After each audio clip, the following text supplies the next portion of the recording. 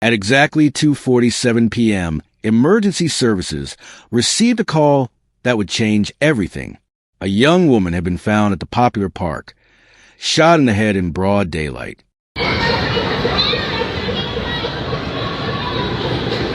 Hey, granny girl. When police arrived at the scene, they discovered 20-year-old Jamani Parker, a college student whose life had been cut tragically short. Jamani Parker had been living a double life.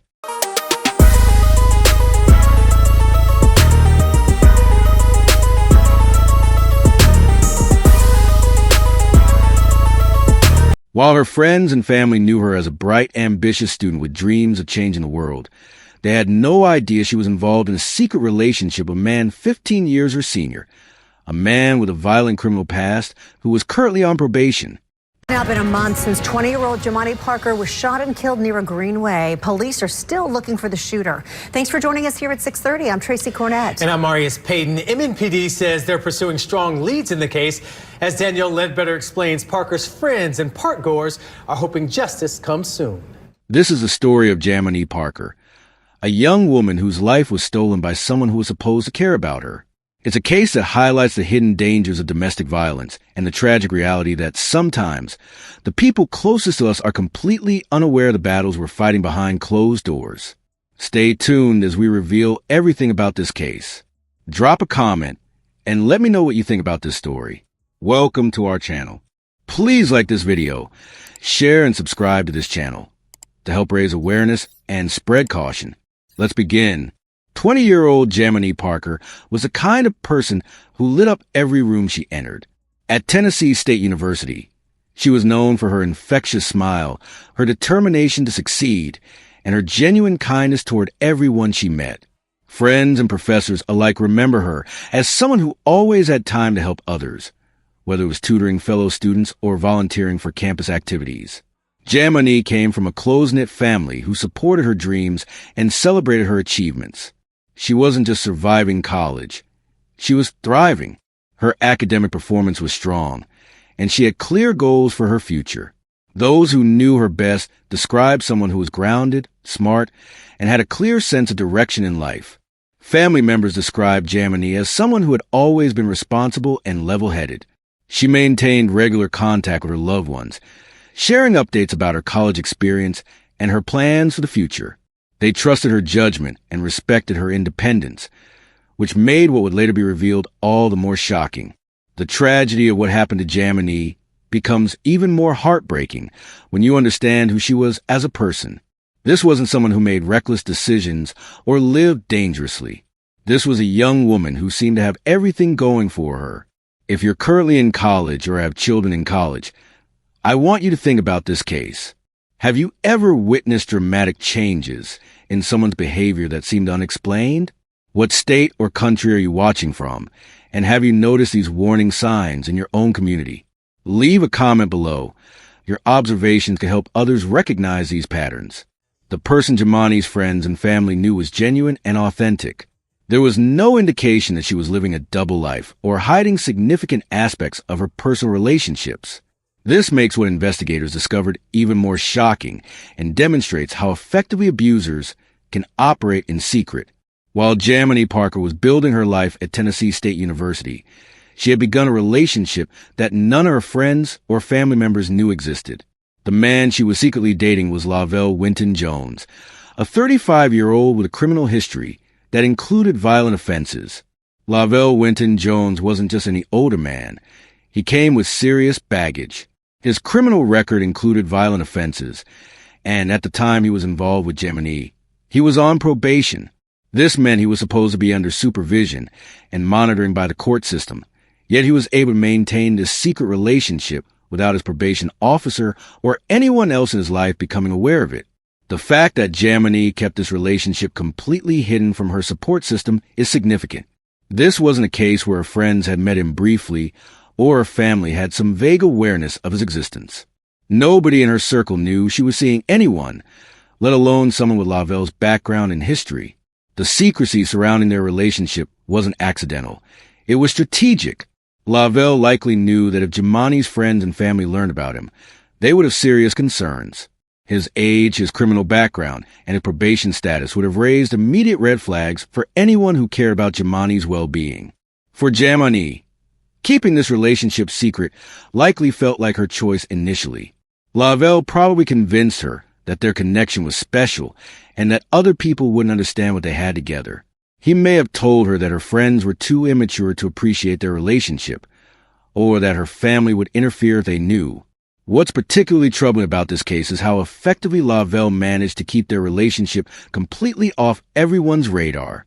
In today's world of social media and constant communication, maintaining complete secrecy about romantic relationship requires deliberate effort and control.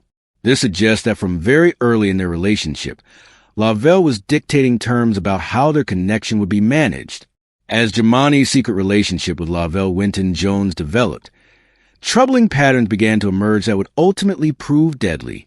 What started as secrecy soon evolved into something much more dangerous: systematic control and isolation. Lavelle began monitoring who Jamani talked to and where she went. This level of surveillance went far beyond normal relationship interest or concern. It was obsessive control designed to limit her autonomy and independence. He wanted to know her schedule, her whereabouts, and who she was spending time with at all times. The impact on Jamani's social life was gradual but devastating. Friends began noticing changes in her behavior and availability.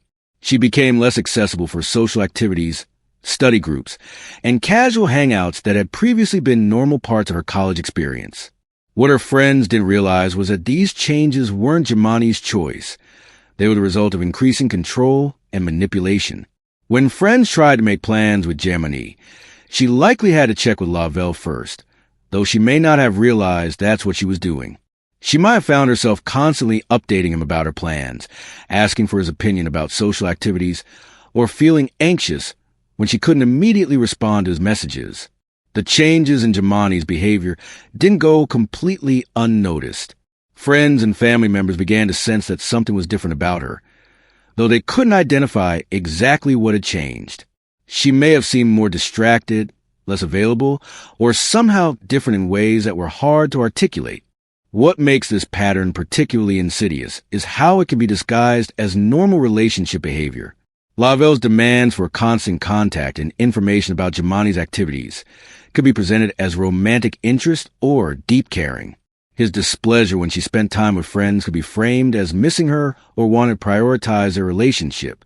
As the control tightened, Jamani likely found herself making decisions based on avoiding conflict with Lavelle, rather than based on what she actually wanted to do. She may have started declining invitations, limiting her social interactions, or changing her daily routines to accommodate his demands without fully recognizing that this was happening. The fact that this relationship remained secret throughout this period meant that Jamani had no external perspective on what was happening to her. Her friends and family couldn't point out concerning changes or offer support because they had no idea what was causing the changes they were observing in her behavior. Have you ever noticed a friend or family member becoming increasingly isolated or unavailable without a clear explanation? These patterns can be warning signs that someone is being controlled or manipulated in a relationship. What do you think are the most important red flags that people should watch for in their loved ones? Share your thoughts in the comments. Your insights can help others recognize these dangerous patterns before it's too late. The tragedy of the situation is that while Jamani was being systematically isolated and controlled, she likely believed she was in a loving relationship with someone who cared deeply about her. Abusers are skilled at making their control seem like devotion and their manipulation feel like love. The events that led to March 3rd, 2024 remain partially unclear, but what is certain is that Jamani Parker's life ended in violence at the hands of someone she trusted. The details available paint a picture of a relationship that had escalated from control and manipulation to deadly violence. On that Sunday afternoon, Jamani was at Alta Lake Greenway Park in Nashville, Tennessee. This popular recreational area, normally filled with families and people enjoying outdoor activities, became the scene of an unthinkable crime. At 2:47 p.m., emergency services received the call that would devastate her family and community. When first responders arrived at the park, they found Jamani had been shot in the head. The violence occurred in broad daylight in a public space. demonstrating either desperation or a complete disregard for consequences on the part of her attacker. The location suggests that this wasn't a planned execution in a remote area. This was violence that erupted in circumstances that put the perpetrator at significant risk of being seen or caught. The investigation moved quickly once law enforcement understood the victim's identity and began examining her personal relationships.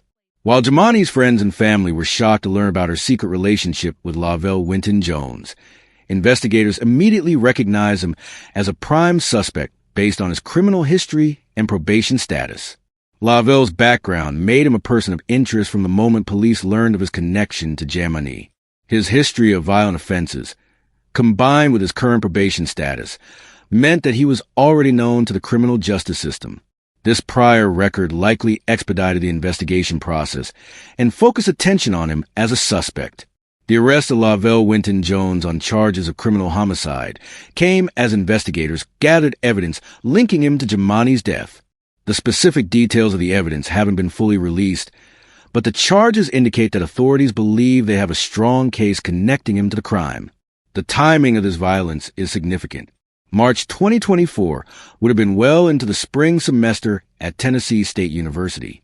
Jamani was in the middle of her academic year, working toward her goals and maintaining her studies, while secretly navigating an increasingly dangerous relationship. The contrast between her public life as a successful student and her hidden reality of abuse and control makes this tragedy even more heartbreaking. The fact that Lavelle was on probation when this crime occurred represents a failure of the supervision system. Someone with his history of violence should have been monitored more closely, and his personal relationships should have been subject to scrutiny. The probation system is designed to prevent exactly this type of escalation, yet it failed to protect Jamani. The location of the crime, a public park in broad daylight, suggests several possibilities about what led to this moment. This could have been an argument that escalated beyond control, a planned confrontation that turned violent, or an act of desperation by someone who felt cornered. Regardless of the specific circumstances, it represents the ultimate escalation of control and abuse that had been building in their relationship. For Jamani's family, learning about the secret relationship was devastating enough. Discovering that it had led to her death was unimaginable. They had to process not only the loss of their loved one, but also the revelation that she had been living a completely different life than what they had known about. This crime didn't happen in isolation. It was a culmination of patterns of control and abuse that had been building over time. Understanding this progression is crucial for preventing similar tragedies in the future. Jamani Parker's story carries vital lessons that could save lives if we're willing to listen and learn from this tragedy. Her death wasn't random or inevitable. It was a result of patterns that can be recognized and interrupted if we know what to look for. The most crucial lesson from this case is understanding how isolation works in abusive relationships. Jamani's complete secrecy about her relationship with Lavelle wasn't her choice. It was a strategy of control. When someone suddenly becomes secretive about their romantic life, especially when they were previously open about relationships, this can be a warning sign that something unhealthy is happening. Abusive relationships don't start with violence. They begin with excessive attention, possessiveness disguised as caring, and gradual separation from support systems. Lavelle didn't immediately threaten or harm Jamani. Instead, he likely made her feel special, chosen, and protected while slowly limiting her connections to friends and family who might have recognized the danger. The age gap in this relationship created a power imbalance that made manipulation easier. When someone significantly older pursues a relationship with a college-age person, there are often underlying issues of control and dominance at play. The older person typically has more life experience, financial resources, and psychological tools to influence the younger person's decisions. One of the most important things to understand about victims of domestic violence is that they often hide their situations because they feel ashamed, confused, or afraid that others won't understand. Jamani likely didn't tell her friends and family about Lavelle because she knew they would have concerns about his age, his criminal background, and his controlling behavior. She may have feared their judgment or their attempts to end the relationship. This case demonstrates why it's crucial to maintain connections with loved ones even when we disagree with their choices. If Jamani had felt safe sharing her relationship with trusted friends or family members, they might have been able to help her recognize the warning signs and find resources for support. The failure of the probation system in this case highlights broader issues with monitoring individuals who have histories of violence. Lavelle was supposed to be under supervision, yet he was able to develop and maintain this secret relationship that ultimately turned deadly for young people, especially those in college. This story emphasizes the importance of trusting your instincts about relationships and staying connected to your support system. If someone encourages you to keep your relationship secret, asks you to limit contact with friends and family, or makes you feel like you need permission for normal activities, these are serious red flags. The tragedy also highlights the importance of education about healthy relationships. Many young people haven't learned to recognize the early signs of abuse and control. They may mistake possessiveness for love, surveillance for caring, or isolation for special attention. Understanding these distinctions can literally save lives. In the wake of Jamani Parker's death, her family made a powerful decision that transformed their grief into action. Rather than allowing her story to end with tragedy, they chose to use their loss to potentially save other lives. They established a foundation dedicated to raising awareness about dating violence and providing support for young girls facing abuse. This foundation represents hope emerging from heartbreak. Jamani's family recognized that while they couldn't bring their daughter back, they could work to prevent other families from experiencing similar devastation. Their decision to create this legacy speaks to their strength and their commitment to honoring Jamani's memory in meaningful ways.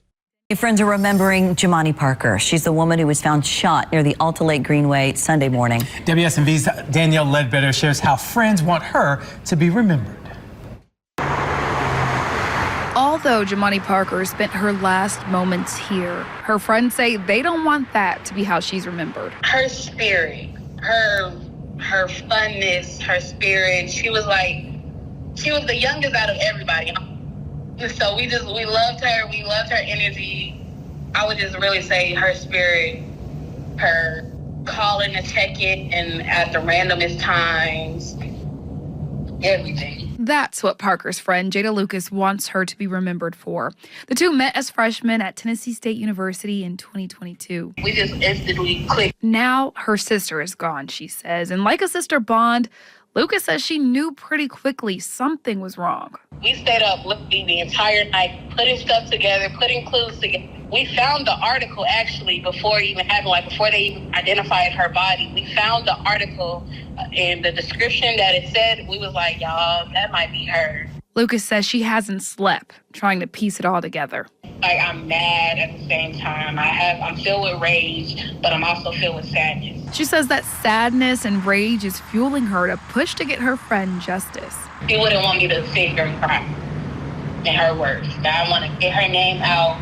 I want to make sure she is justice for her name. I want to do as much as I possibly can. Lucas and others are planning a balloon release for her. It's set to take place next Friday at Cedar Hill. Danielle Ledbetter, WSMV4. The community response to Jamani's death has been remarkable. Students at Tennessee State University, faculty members, and Nashville residents have rallied around her memory and the important message her story carries. Her death has sparked conversations about dating violence, relationship red flags, and the importance of supporting those who may be in dangerous situations. The foundation created in Jamani's name focuses specifically on supporting young girls facing abuse. This demographic is particularly vulnerable to manipulation and control tactics like those used by Lavelle. By targeting their efforts toward this age group, Jamani's family is working to reach people at a crucial time when intervention could prevent escalation of violence. Education and awareness are powerful tools in preventing domestic violence. When people understand the warning signs, recognize the patterns of control, and know where to find help, they're better equipped to either avoid dangerous relationships or escape them before violence occurs. Jamani's story serves as a teaching tool that could protect countless others. The work being done in Jamani's memory also addresses the shame and secrecy that often surround abusive relationships. By sharing her story openly and creating resources for others, her family is helping to break down the barriers that prevent people from seeking help when they need it most. What happened to Jamani Parker should never happen to anyone else. But her story, tragic as it is, has the power to create positive change if we're willing to learn from it. Her life mattered. Her dreams were valid, and her death was preventable. As we wrap up this difficult but important story, I want to encourage you to take action. Share this video with someone who needs to hear it. Talk to the young people in your life about healthy relationships and warning signs of abuse. Support organizations that work to prevent domestic violence in your community. If you or someone you know is in a relationship that feels controlling, secretive, or frightening, please reach out for help. There are resources available, and you don't have to face this alone. Your life has value, your safety matters, and there are people who want to help you. What lessons do you think are most important from Jamani's story? How can we better support people who might be in dangerous relationships? Leave your thoughts in the comments below, and don't forget to subscribe for more important stories that need to be told. Jamani Parker deserved so much more than 20 years of life. She deserved to graduate from college, pursue her dreams, and build the future she was working toward. While we can't give her that future, we can honor her memory by working to protect others from experiencing the same fate. Her story ends here, but her impact continues to the lives that might be saved by understanding the lessons her tragedy teaches us. That's the legacy Jamani Parker leaves behind, and it's one that could save lives for years to come.